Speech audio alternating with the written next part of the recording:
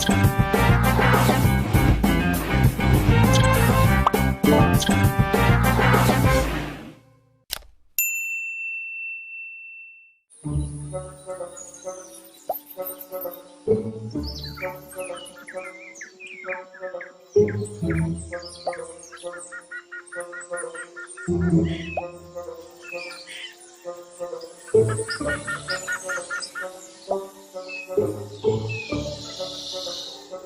Sobat X Science, jumpa lagi dalam program kesayangan kita semua, X Science, Eksplorasi Sains.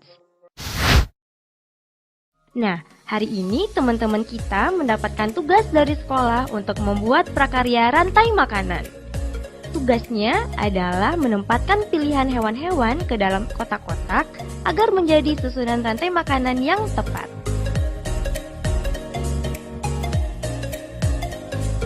Sobat X Science, tahu tidak komponen apa aja sih yang terdapat dalam rantai makanan? Yuk kita saksikan bersama penjelasan narasumber berikut. Halo Sobat X Science, jumpa lagi bersama Kak Herman dalam program kesayangan kita, X Science, Eksplorasi Sains. Adik-adik, kakak yakin adik-adik di rumah sudah tak asing lagi dengan yang namanya rantai makanan, kan? Apa sih rantai makanan itu? Rantai makanan adalah peristiwa perpindahan energi dari satu makhluk hidup ke makhluk hidup lainnya. Ada makhluk hidup yang berperan sebagai produsen, ada makhluk hidup yang berperan sebagai konsumen, dan ada pula makhluk hidup yang berperan sebagai pengurai. Jadi, dengan kata lain, rantai makanan adalah proses transfer energi. Kakak kasih contoh ya. Padi dimakan oleh tikus. Tikus dimakan oleh ular. Ular dimakan oleh elang. Elang mati nanti akan diuraikan. Nah, dari beberapa rantai makanan itu berkumpul membentuk suatu jaring-jaring makanan. Bagaimana? Sudah paham kan adik-adik? Saatnya kita bernalar. Yuk, mari kita bernalar ya. Jumlah organisme A, B, C, D, dan E yang membentuk rantai makanan di suatu komunitas ditunjukkan oleh grafik berikut. Susunlah urutan rantai makanan dengan tepat berdasarkan data yang ditampilkan grafik, serta jelaskan bagaimana membentuk rantai makanan tersebut.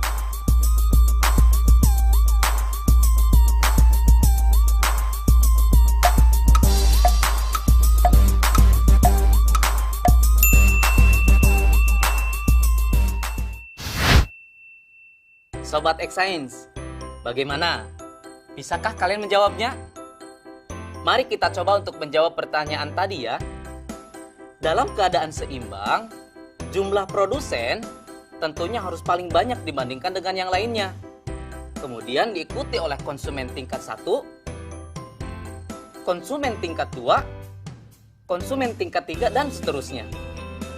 Sehingga untuk menjawab pertanyaan tadi, urutan yang tepat untuk membentuk suatu rantai makanan adalah B, A, D, E, kemudian C. Jadi adik-adik sudah mengerti kan dengan apa yang namanya rantai makanan? Mari kita ulang kembali. Apa sih rantai makanan itu? Rantai makanan adalah peristiwa transfer energi dari satu makhluk hidup ke makhluk hidup lainnya dengan urutan tertentu.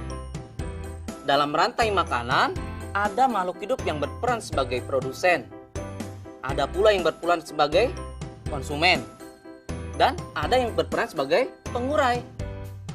Dengan demikian, rantai makanan sangat berpengaruh terhadap tatanan susunan makhluk hidup dalam suatu ekosistem.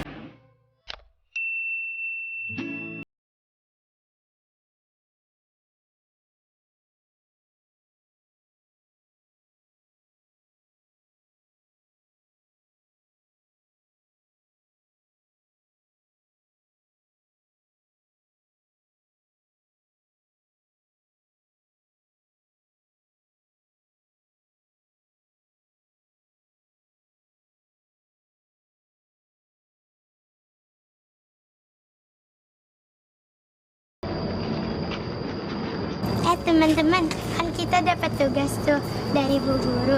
Kita suruh nentuin konsumen sama produsen, kira-kira yang mana ya? Kalau produsen itu makanan rusak, itu rumput. Kalau konsumen itu hewannya itu rusak. Kalau rusak itu makanannya berarti rumput. Nah, kalau rusak di hutan bisa dimakan harimau gak ya? Kayaknya bisa deh. Kayaknya bisa dah. Soalnya rusak itu kan harimau kan makannya daging.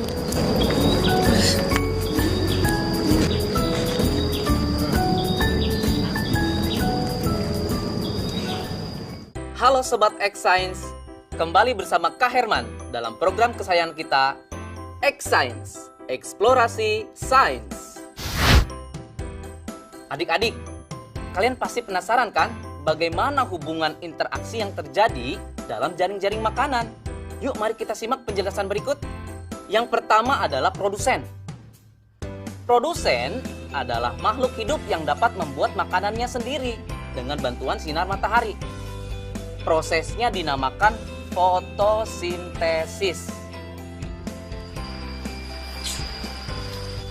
Wah, indah sekali ya alam Indonesia ini.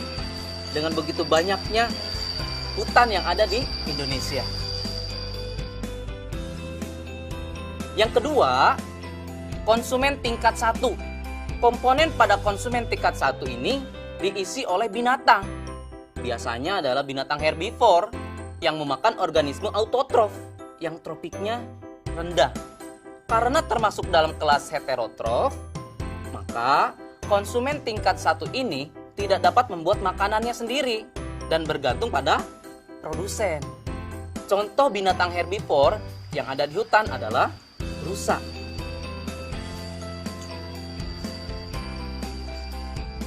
Yang ketiga, konsumen tingkat 2 atau tingkat berikutnya, yaitu adalah organisme yang menduduki tingkat tropik ketiga, disebut sebagai konsumen sekunder. Diduduki oleh hewan pemakan daging atau karnivora. Contoh dari organisme ini adalah serigala, harimau, ular, elang, dan masih banyak lagi. Posisi dari konsumen tingkat 2, tingkat 3, dan tingkat seterusnya bukanlah akhir dari jaring-jaring makanan. Sebab ketika nanti mati, tubuhnya akan diuraikan menjadi mikroorganisme yang akhirnya akan diserap oleh tanah. Yang terakhir, yaitu pengurai. Organisme ini bertugas menguraikan tubuh hewan yang sudah mati menjadi zat yang dibutuhkan oleh tanah.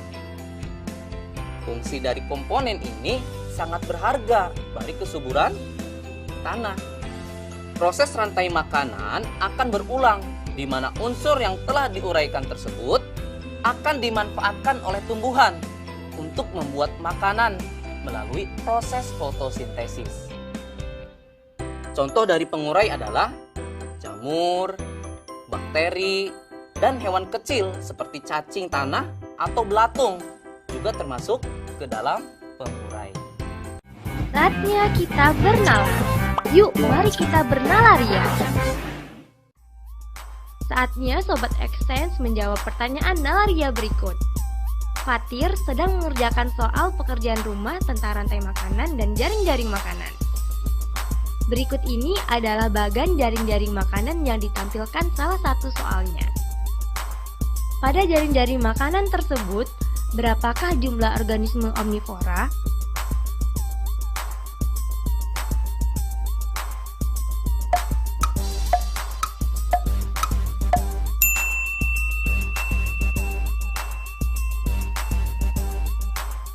Mari kita simak penjelasannya.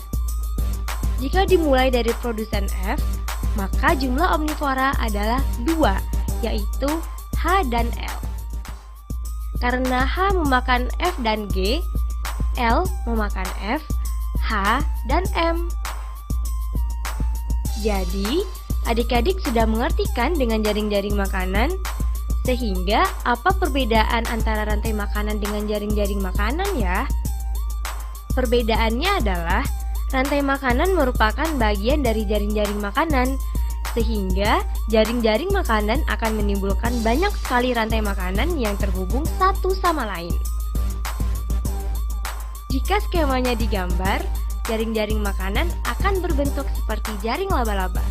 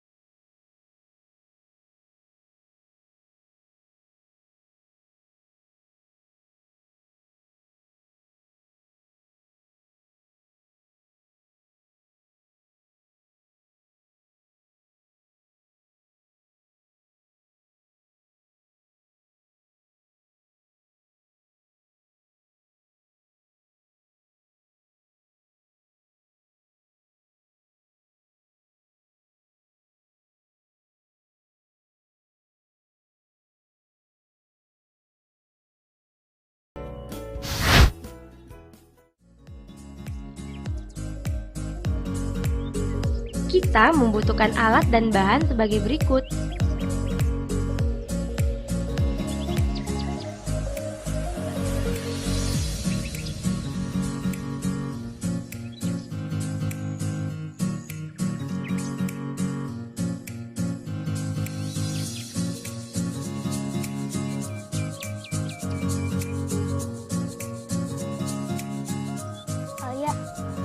Ayo kita buat miniatur ekosistem hutan. Ayo. Kita ngapain dulu nih? Pertama, kita warnain sungainya dulu. Pertama, tentukan ekosistem yang ingin kita buat. Kemudian, susunlah sekreatif mungkin.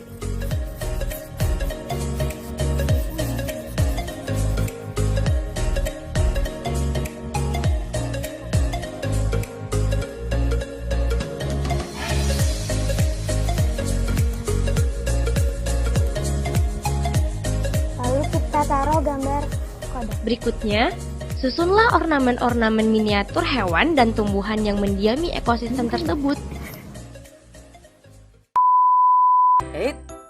Adik-adik tunggu dulu. Sebelum kita masuk ke tahapan meletakkan ornamen hewan dan tumbuhannya, adik-adik harus tahu dulu nih, bagaimana hubungan interaksi makhluk hidup dalam suatu habitat yang mendiami suatu ekosistem. Pertama, hubungan mutualisme. Mutualisme adalah bentuk hubungan antar makhluk hidup yang saling menguntungkan satu sama lain. Contohnya adalah bunga dengan kupu-kupu. Mengapa sih bunga dan kupu-kupu disebut saling menguntungkan? Karena kupu-kupu membantu penyerbukan bunga, sedangkan bunga menyediakan nektar dan sari-sari makanan yang dibutuhkan oleh kupu-kupu. Yang kedua, parasitisme. Apa itu parasitisme? Parasitisme adalah bentuk hubungan yang merugikan yang dialami oleh salah satu organisme makhluk hidup, sedangkan yang lainnya diuntungkan. Apa sih contohnya? Contohnya adalah benalu dengan tumbuhan inangnya. Benalu dapat mengganggu keberlangsungan hidup inangnya. Bahkan dapat mengakibatkan inangnya tersebut mati. Hal ini disebabkan karena benalu tumbuh dan berkembang dengan mengambil zat-zat makanan yang bersumber pada inangnya. Sehingga tumbuhan inang tersebut akan kekurangan nutrisi pada pertumbuhan. Berikutnya yang ketiga adalah komensalisme. Komensalisme merupakan hubungan antar organisme. Salah satu diuntungkan, namun yang lainnya tidak dirugikan dan tidak pula diuntungkan. Contohnya, ikan ramora kecil yang menempel pada ikan hiu. Bagaimana sih hubungan antara ikan ramora kecil dan ikan hiu? Ikan ramora akan selalu mengikuti dan berlindung di bawah tubuh ikan hiu, sehingga ia akan mendapatkan keuntungan berupa perlindungan dan makanan yang berasal dari sisa-sisa makanan dari ikan hiu. Sedangkan pada pihak ikan hiu tidak mendapatkan kerugian dan keuntungan apapun dari perilaku ikan ramora tersebut. Nah, bagaimana Sobat Xsense? Sudah siap untuk lanjut ke tahap berikutnya? Yuk, mari kita pasang ornamen tumbuhan dan hewannya dengan memperhatikan hubungan interaksi makhluk hidup di dalamnya. Setelah itu kita taruh tanaman seperti ini. Ini kan ada pohon. Hewan yang memakan pohon ini, rumput ini yaitu zebra, kerbau.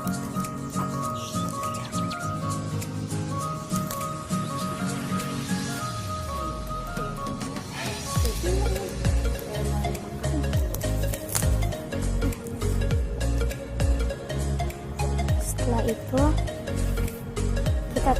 kita taruh background hutan dengan kesukaan. Setelah itu Pastikan di sana terjadi hubungan yang setimbang dalam interaksi ekosistem yang kita buat. dan jangan lupa ditempelkan burung elang. Nah, di sini terlihat yang memakan rumput adalah zebra, kerbau hutan, dan kijang. Nah, hewan yang memakan daging di sini ada serigala dan elang. Ada cacing di bawah pohon yang sudah busuk. Dan miniatur ekosistem telah selesai kita buat. Mudah kan membuatnya? Selain membuat belajar menjadi menyenangkan, dengan membuat miniatur ekologi ini dapat meningkatkan kreativitas dan daya imajinasi kita loh sobat. Saatnya kita bernalar. Yuk, mari kita bernalaria. Saatnya Sobat X Science menjawab pertanyaan nalaria berikut. Ilustrasi berikut menunjukkan hubungan antar makhluk hidup di suatu ekosistem. Bacalah dengan teliti ya. Di suatu ekosistem, ada beberapa ekor hewan A yang suka memangsa hewan B. Sementara, hewan D menjadi mangsa hewan C. Daun sawi berlubang-lubang karena dimakan hewan D. Pada saat tertentu, seekor hewan E mengitari tempat tersebut untuk memangsa hewan A. Hewan C juga adalah makanan favorit hewan A. Hewan B menjadi pemakan produsen. Berikut ini yang merupakan bagan jaring-jaring makanan berdasarkan ilustrasi di atas adalah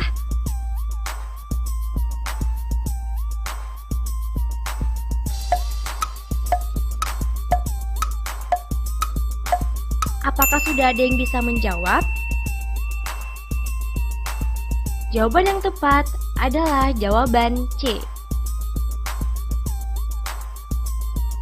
Karena soal ini perlu bernalar, maka kita harus mencari dahulu nih produsennya. Produsen di soal ini adalah daun sawi. Daun sawi dimakan oleh B dan D, sedangkan D dimakan oleh C. Kemudian pada soal dituliskan C dan B dimakan oleh A. Namun A bukan konsumen tingkat akhir karena A dimakan oleh E. Dari penjelasan tersebut, kita dapat mencocokkan jawaban dengan pilihan yang sesuai, yaitu pilihan C. Dan dapat disimpulkan terbentuklah jaring-jaring makanan dengan dua rantai makanan pada ekosistem tersebut. Gimana, mudah bukan belajar sains? Sampai jumpa pada eksplorasi sains berikutnya.